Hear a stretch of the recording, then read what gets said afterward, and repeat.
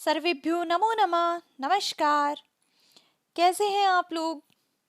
देखिए, बहुत दिन से लगातार ये कमेंट्स आ रहे थे कि आप इस विषय पर एक वीडियो बनाइए कि फर्स्ट ग्रेड की तैयारी हम कैसे करें, कौन सी बुक्स उसके लिए पढ़ें। तो आज इसी विषय में हम बात करेंगे कि किस तरह से आप आरपीएससी फर्स्ट ग्रेड की तैयारी संस्कृत से कर सकते हैं, क्या आपकी रणनीति होनी चाहिए, कितनी तैयारी करना आवश्यक होगा, कितनी तैयारी सिलेक्शन के लिए करनी होगी, कौन सी पुस्तकें पढ़ें, उन सारे विषयों को इस वीडियो के अंतर्गत हम देखेंगे। तो देखिए, सबसे पहले हम बात करते हैं फर्स्ट ग्रेड के सिलेबस की। तो फर्स्ट ग्रेड में 2 पेपर होते हैं। पहला पेपर जीके का होता है और दूसरा पेपर अगर आप संस्कृत से तैयारी कर रहे हैं तो संस्कृत सब्जेक्ट का होगा। जीके के पेपर में 75 प्रश्न होते हैं, ये 150 अंकों का होता है फर्स्ट पेपर। और दूसरा जो ये विषय से संबंधित आपका पेपर है, सेकंड पेपर, इसमें 150 प्रश्न आते हैं, प्रत्येक प्रश्न 2 अंक का होता है और 300 नंबर का, 300 अंक का ये आपका ये वाला जो पेपर है सेकंड पेपर ये होगा। अब देखिए, आप ऐसा बिल्कुल मत मानकर चलिए, जब आप पाठ्यक्रम देखेंगे तो हो सकता है आपको ऐसा लगे कि जीके का जो पेपर है वो 150 अंक का है और संस्कृत का है 300 अंक का। तो आप सोचें कि मैं इस पर ज़्यादा ध्यान केंद्रित करता हूँ और मैं ऐसा करूँगा कि मैं इसकी अच्छे से तैयारी कर लूँगा तो मेरा सिलेक्शन हो जाएगा। सबसे पहली बात को आप लिख कर रख लीजिए अपने पास कि अगर आप संस्कृत विषय से तैयारी कर रहे हैं तो संस्कृत का एक तो पाठ्यक्रम इतना अच्छा है, इतना छोटा और निर्धारित पाठ्यक्रम है कि जो विद्यार्थी अगर थोड़ी सी भी सीरियस होकर तैयारी कर रहा है तो उसके लिए संस्कृत से तैयारी करना इतना कोई मुश्किल नहीं है। मैं तो बल्कि मैं कहूँगी कि बहुत ही आसान है।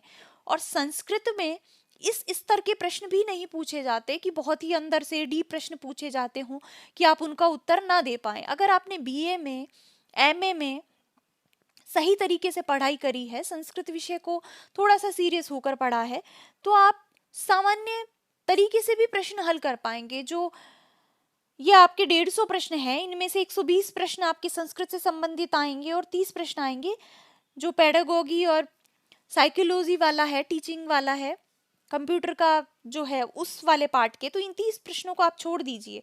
इन 120 प्रश्नों में मेरा ऐसा मानना है कि अगर आप सामान्य रूप से किसी गाइड से भी पढ़कर जाएं तो परीक्षा में आप 100 प्रश्न आराम से कर सकते हैं अगर आपने बीए और एमए में अच्छे से संस्कृत को पढ़ा है। तो आप अगर संस्कृत से तैयारी कर रहे हैं तो जितनी इम्पोर्टेंस आपकी इस पेपर की है उतनी ही इम्पोर्टेंस, या कह लीजिए उससे ज़्यादा इम्पोर्टेंस आपकी इस पेपर की है। आपको जीके के पेपर को अच्छे से तैयार करना है, उसके सारे जो भाग हैं उनको देखना है। आपको फर्स्ट ग्रेड में ये डरना नहीं है। कई बच्चे क्या करते हैं कि फर्स्ट ग्रेड का फॉर्म इसीलिए नहीं भरते क्योंकि वो देखते हैं कि यहाँ पर फर्स्ट पेपर में इंग्लिश है, साइंस है, मैथ्स है, तो वो इनसे डरकर फॉर्म ही नहीं भरते।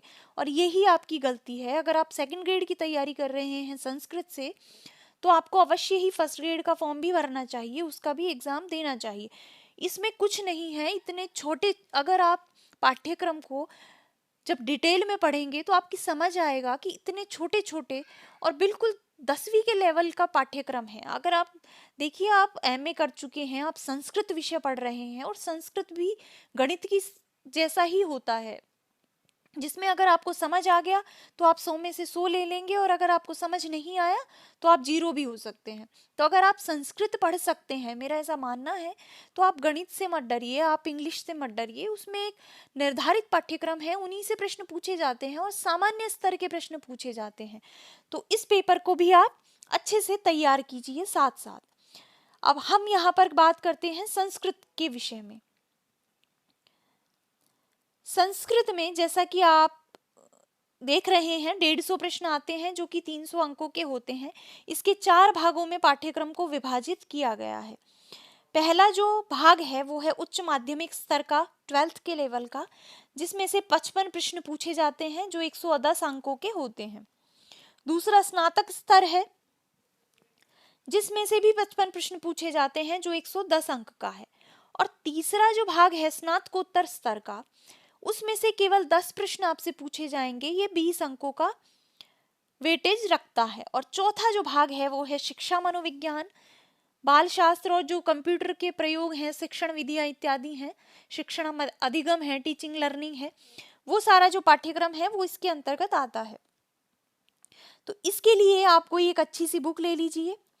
और हालांकि मुझे पता नहीं किसी का नाम लेना सही है या नहीं है, लेकिन ये मेरी एक व्यक्तिगत सलाह है कि डॉक्टर अजय चौधरी जो कि यूट्यूब पर भी पढ़ाते हैं, मेरे गुरु हैं वो, मैंने उन्हीं से सिर्फ साइकोलॉजी पढ़ी है और उनसे पढ़कर मुझे इतना आनंद आया है ना मनोविज्ञान को पढ़ने में। और ऐसा नहीं है कि सिर्फ आनंद आता है, प्रश्न भी परीक्षा में आपको 80 से 90% प्रश्न हर परीक्षा में देखने को मिलते हैं। तो ये मेरी व्यक्तिगत सलाह है, आप इसे कोई प्रोफेशनल ना समझे और ना ही ऐसा माने कि मैं जो और जो व्यक्ति हैं जो साइकोलॉजी पढ़ाते हैं और भी जो नाम हैं, फेमस हैं, प्रचलित हैं, कि मैं उनकी कोई बुराई कर रही हूँ, नहीं, बिल्कुल नहीं। आप जिससे पढ़ना चाहते हैं आप पढ़ें, लेकिन मेरा ये व्यक्तिगत अनुभव है, मैंने एक ही गुरु से पढ़ा है, ना तो मैं उनको व्यक्तिगत रूप से जानती हूँ, ना मैं उनसे कभी मिली हूँ, यहाँ तक कि मैंने उनको कभी कोई मैसेज तक भी नहीं किया। सिर्फ उनके वीडियोस देखकर मैंने ये अनुभव किया है कि अगर व्यक्ति सीरियस होकर उनके साथ उनको फॉलो करे, उनका अनुसरण करके अगर तैयारी करे, तो जिस भी विषय को आप उनसे पढ़ रहे हैं उसमें आप 90% तक प्रश्न सही कर पाएंगे। तो शिक्षा मनोविज्ञान में आप उनसे पढ़ सकते हैं, यूट्यूब पर उनके बहुत सारे वीडियोस हैं, अभी उनकी कोई ऐप भी है, तो वहां से अगर आप पेड कोर्स लेकर पढ़ना चाहते हैं तो वो आपकी मर्जी है, जैसा भी आप पढ़ना चाहते हैं, या आप कोई बुक ले लीजिए, उससे आप इसको तैयार कीजिए, क्योंकि ये 30 प्रश्न जो कि 60 अंकों के हैं, इनका भी महत्वपूर्ण योगदान है संस्कृत में। इनसे आप सिलेक्शन आपका ऊपर नीचे हो सकता है। तो सबसे पहले हमने चौथे भाग की बात की है, अब हम आते हैं अपने मूल संस्कृत विषय पर। देखिए, संस्कृत में जो उच्च माध्यमिक स्तर का पाठ्यक्रम दिया गया है उसमें व्याकरण है। व्याकरण के 7 टॉपिक, 7 शीर्षक आपको दिए गए हैं। पहला है संज्ञा प्रकरण। देखिए, एक और अच्छी बात, आपकी फर्स्ट ग्रेड हो चाहे सेकंड ग्रेड हो, आरपीएससी में ये अच्छा है कि आपको सूत्र के अनुसार दिया गया है कि आपको इस व्याकरण में ऐसा नहीं है कि पूरा प्रत्यय प्रकरण आपको बता दिया, पूरा समास बता दिया, आपको स्पेशली निर्देश दिया गया है कि यहाँ यहाँ से आपसे प्रश्न पूछे जाएंगे। तो आप बिल्कुल इस तरह की गलती मत कीजिए कि आप अंधाधुंध पढ़ रहे हैं। अगर आपको स्वर संधि बता दी तो आपने स्वर संधि लघु सिद्धांत ले लिया, प्रारंभ कर दिया और आप हर एक सूत्र को पढ़ते जा रहे हैं। उसके चक्कर में क्या होगा कि विस्तृत पढ़ने के चक्कर में आप जो संक्षिप्त जो आपको पढ़ना है उसको आप अवॉइड कर देंगे, उसको छोड़ देंगे, उस पर इतना ध्यान नहीं दे पाएंगे और बेकार की चीज़ों को पढ़ते रहेंगे जिनसे प्रश्न पूछे भी नहीं जाने हैं। तो आप, इसीलिए मैं बार बार बोल रही हूँ कि पाठ्यक्रम को अच्छे से देखिए। जब भी आप पढ़ें, पाठ्यक्रम का प्रिंट आउट ले लीजिए, उसको साथ लेकर बैठिए और फिर आप अपनी पढ़ाई प्रारंभ कीजिए। तो इसमें 7 शीर्षक हमारे पास हैं, 7 टॉपिक हैं व्याकरण के। संज्ञा प्रकरण, जिसमें संज्ञाओं के नाम दिए गए हैं। संधि प्रकरण है, जिसमें भी आपको सूत्रशः बताया गया है कि स्वर संधि से ये सूत्र हैं, इनके अनुसार संधि और संधि विच्छेद से प्रश्न पूछे जाएंगे। व्यंजन और विसर्ग संधि, सभी में आपको सूत्र दिए गए हैं, तो केवल इन्हीं का अध्ययन आपको करना है संधि के संबंध में। तीसरा है यहाँ पर छंद। छंद में वही छंद हैं जो कि सेकंड ग्रेड में भी हैं, या ज्यादातर जो होते हैं संस्कृत की प्रतियोगी परीक्षाओं में, वही सामान्य छंद यहाँ पर भी दिए गए हैं। चौथा है अव्यय। अव्यय भी वही हैं जो लगभग होते हैं। पांचवा है शब्द रूप। शब्द रूप और धातु रूप का बहुत ही महत्वपूर्ण योगदान है, क्योंकि इनके बहुत सारे प्रश्न परीक्षा में आते हैं। तो आप इनको एक एक, जिस दिन से आप तैयारी करना प्रारंभ करें, एक एक शब्द रूप को, एक एक धातु रूप को याद करना प्रारंभ कर दें, तो जब तक आप और विषयों को पढ़ रहे हैं साथ साथ में आपको ये भी याद होते जाएंगे। आप अंतिम समय के लिए इनको बिल्कुल ना रखें कि मैं अंत में शब्द रूप याद कर लूंगा, धातु रूप याद कर लूंगा, इनको भी आप साथ साथ याद करते जाएं। छठा धातु रूप का है, जिसमें आपको स्पेशली बताया गया है कि ये परस्मयी पद, ये आत्मनेय पद, ये उभय पद, इनसे आपसे प्रश्न पूछे जाएंगे। और सातवां है प्रत्यय। प्रत्यय में भी आपके लिए निर्धारित हैं, कुछ एक प्रत्यय हैं जो सेकंड ग्रेड से अलग हैं, बाकी बहुत सारे सिमिलर हैं इसमें और सेकंड ग्रेड में। तो इन्हीं प्रत्ययों का अध्ययन आपको करना है। दूसरा जो स्नातक स्तर का पाठ्यक्रम है उसमें अलंकार हैं, तो अलंकार भी लगभग वही हैं जो सारी प्रतियोगी परीक्षाओं में संस्कृत में पूछे जाते हैं, तो इन्हें आप पढ़िए। दूसरा समास का टॉपिक है, ये सारे लघु सिद्धांत कौमुदी के अनुसार है। ऊपर भी जो हमने देखे हैं उच्च माध्यमिक स्तर में, ये भी सारे लघु सिद्धांत के अनुसार ही आपसे पूछे जाएंगे। इस समासों में अव्ययी भाव, तत्पुरुष, कर्मधारय, द्विगु, द्वंद्व और बहुव्रीहि, इन समासों का सामान्य परिचय आपसे पूछा जा सकता है। पदों के समास और समास विग्रह से संबंधित प्रश्न पूछे जा सकते हैं। तीसरा इसमें है संस्कृत अनुवाद। तो संस्कृत अनुवाद के प्रश्न जो होंगे वो कारक आधारित होंगे, अर्थात उसमें कारक से संबंधित आपको अशुद्धियां मिलेंगी, या आपको जो ऑप्शंस होंगे 4 उनमें कोई एक कारक से संबंधित सही होगा। तो ये जो है इसको आपको अलग से पढ़ने की जरूरत नहीं है। अगर आप सामान्यतः धातु रूप, शब्द रूप समझते हैं तो बस आपको, अगर आपने कारक प्रकरण अच्छे से किया है तो आप ये वाला टॉपिक सामान्यतः कर पाएंगे। चौथा है कारक प्रत्यय समास आधारित वाक्यों का अशुद्धि संशोधन। तो इसमें आप कारक अगर आप अच्छे से पढ़ते हैं तो आपका ये टॉपिक और जो कारक का है वो तीनों टॉपिक सही होंगे। इसके अतिरिक्त प्रत्यय और समास से आधारित भी अशुद्धि संशोधन आपसे पूछे जाएंगे।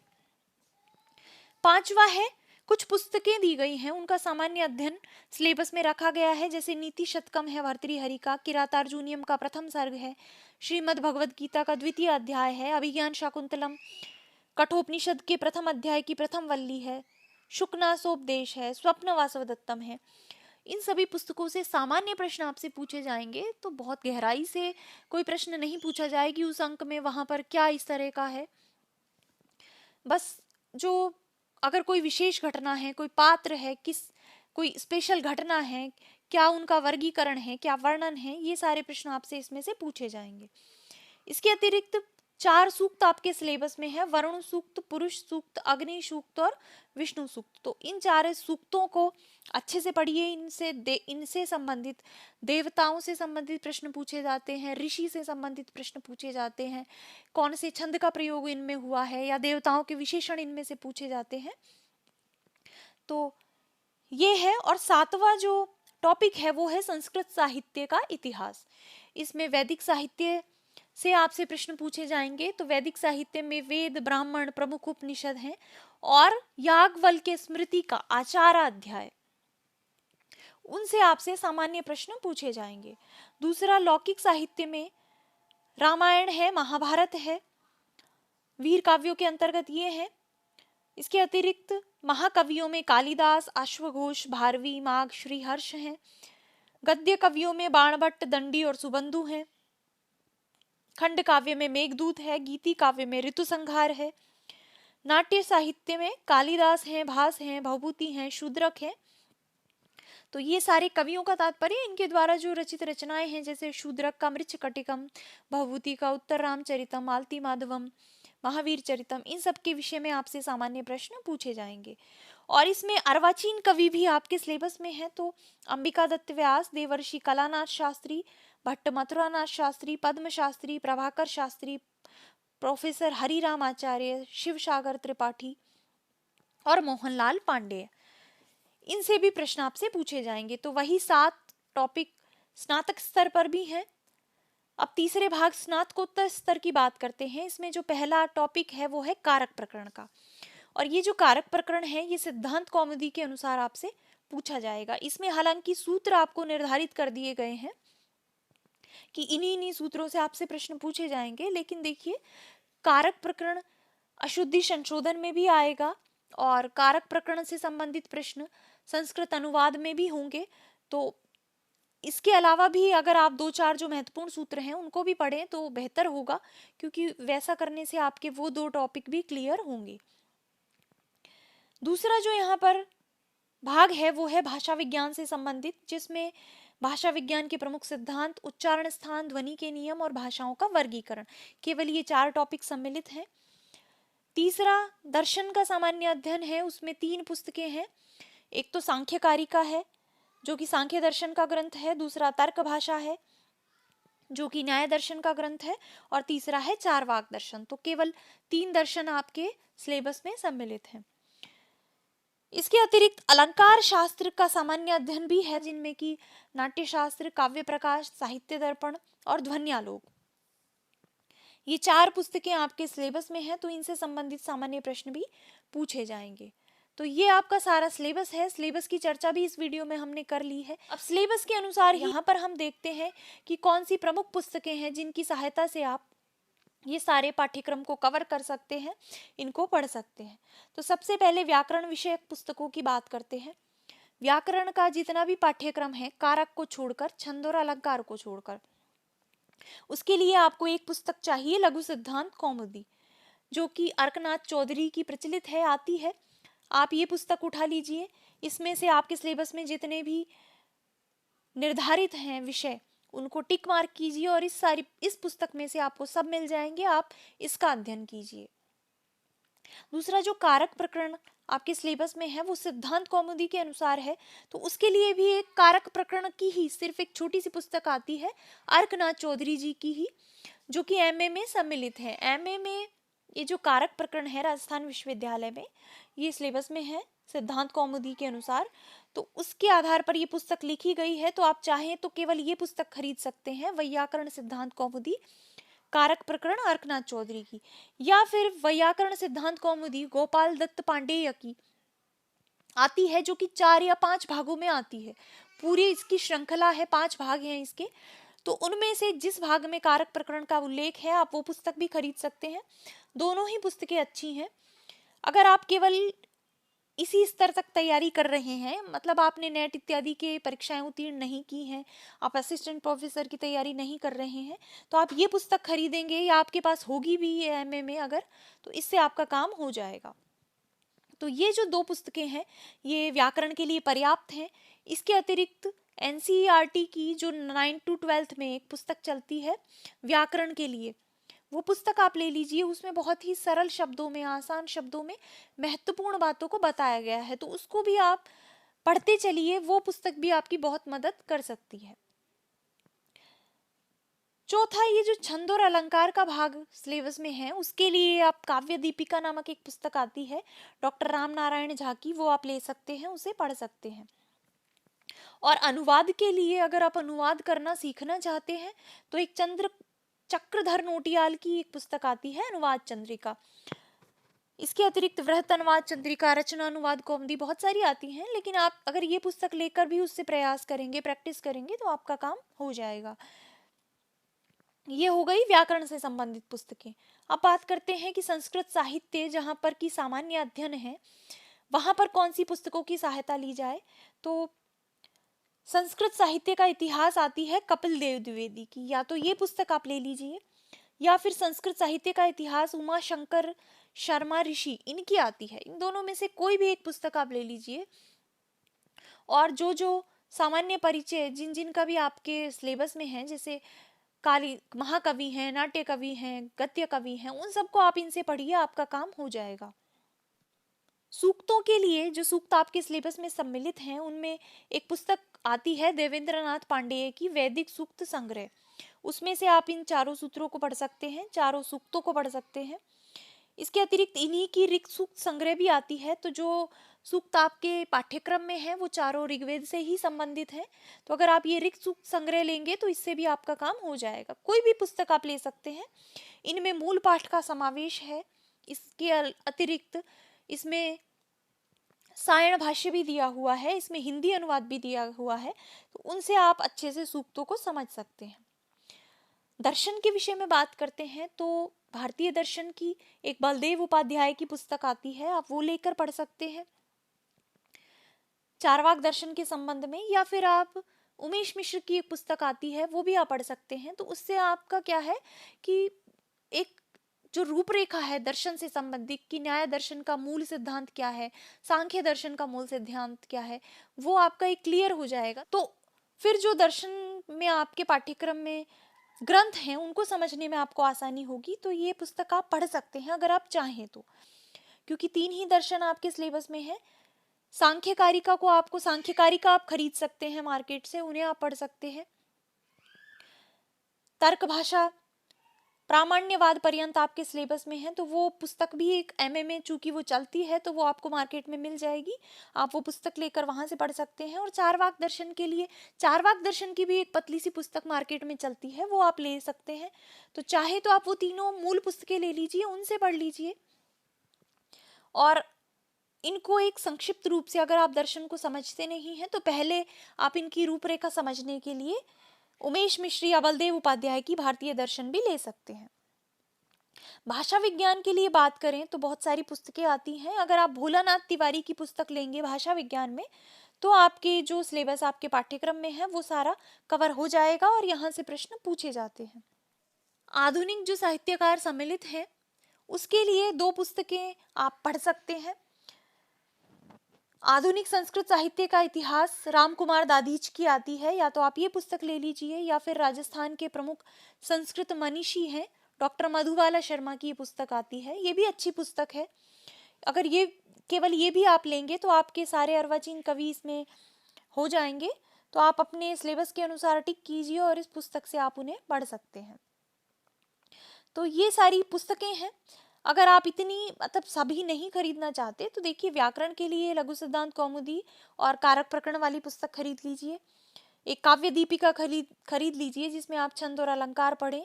एक कोई भी संस्कृत साहित्य का इतिहास की पुस्तक खरीद लीजिए। एक वैदिक सूक्त संग्रह, एक आधुनिक के लिए, और बाकी जो मूल आपके सिलेबस में दिया हुआ है, जैसे नीति शतक दिया हुआ है, तो आप बीए और एमए की पुस्तकों से ही उनको पढ़िए, क्योंकि ये सारा जो है, जैसे नीति शतक है और कठोपनिषद की प्रथम वल्ली है, इसके अतिरिक्त जो सुकनाशोपदेश है, श्रीमद् भगवद गीता है, अभिज्ञान शकुंतलम है, स्वप्न वासवदत्तम है, ये सारे बीए और एमए में आपके सिलेबस में रह चुके हैं। तो आपके पास जो मूल पुस्तकें हैं इनकी, उनसे आप इनको पढ़िए तो आपके लिए ज़्यादा अच्छा होगा, बेहतर होगा। ये महत्वपूर्ण पुस्तकें हैं जिनसे आप अपनी तैयारी बिल्कुल ऐसी कर सकते हैं कि आपको सिलेक्शन से कोई ना रोक पाए। देखिए, गाइड की बात है तो गाइड के संबंध में बहुत सारे बच्चे पूछते हैं, तो मैं आपको एक ही सलाह दूंगी कि गाइड आप ले लीजिए, लेकिन ऐसी गाइड लीजिए जो संस्कृत के ही विशेषज्ञ के द्वारा लिखी गई है, क्योंकि बहुत सारे जो प्रकाशन हैं जो सामान्य पुस्तकें निकालते हैं पब्लिकेशन, वो सभी की निकाल देते हैं। जैसे उन्होंने जीके की भी निकाल दी है, वो हिंदी की भी निकाल रहे हैं, संस्कृत की भी निकाल रहे हैं। तो इस प्रकार की पुस्तकें मैं आपको बोलूँगी आप बिल्कुल बचिए उनसे, क्योंकि वो विशेषज्ञ के द्वारा नहीं लिखी जाती, तो उनमें बहुत गलतियाँ होती हैं, पाठ की भी अशुद्धियाँ होती हैं और सिद्धांत भी वहाँ पर आपको गलत मिल सकते हैं। तो अगर आप कोई गाइड लेना चाहते हैं तो इस प्रकार के प्रकाशन की लीजिए, इस प्रकार के लेखक की लीजिए जो संस्कृत के विद्वान हों। जैसे राजस्थान में साफल्यम की जो पुस्तक चलती है उसमें अशुद्धियाँ नहीं है, पाठ भी सही है, उसमें जो दिया गया है पाठ्यक्रम वो भी प्रामाणिक पुस्तकों से दिया गया है। तो आप रिवीजन के लिए उसे रख सकते हैं। अगर आप एक गाइड भी पढ़ना चाहते हैं साथ में तो आप उसे ले सकते हैं। संस्कृत गंगा प्रकाशन की पुस्तकें भी निकलती हैं, यूपी से निकलती हैं शायद। तो उस प्रकाशन के वो जो लिखने वाले हैं, जो लेखक हैं, वो संस्कृत के अच्छे विद्वान हैं, तो उनके द्वारा लिखी हुई पुस्तकें भी अच्छी हैं। अगर वो कोई ऐसी पुस्तक निकालते हैं जो विशेषतः फर्स्ट ग्रेड को बेस करके लिखी गई है तो आप वो पुस्तक भी ले सकते हैं।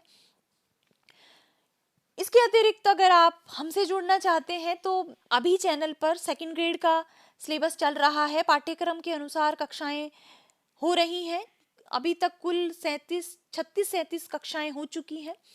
तो सेकंड ग्रेड का सिलेबस खत्म करने के बाद फर्स्ट ग्रेड का भी पाठ्यक्रम मैं लेकर आऊँगी, और मेरा जो वीडियो है, मेरे जो पढ़ाए हुए जितना भी विषय है, मैं इन सभी मूल पुस्तकों से संकलित करके आपको पढ़ाती हूँ।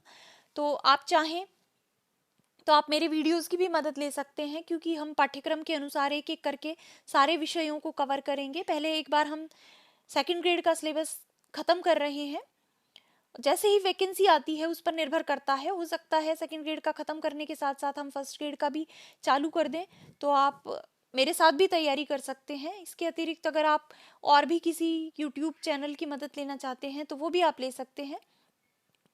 तो ये सारा एक रूपरेखा है जो आपके लिए प्रस्तुत की गई है तैयारी के लिए। तो जुट जाइए, कमर कस लीजिए और जब तक आपको सफलता ना मिले तब तक लगे रहिए। तो इस वीडियो को यहीं पे समाप्त कर देते हैं। मिलते हैं नेक्स्ट वीडियो में। धन्यवाद।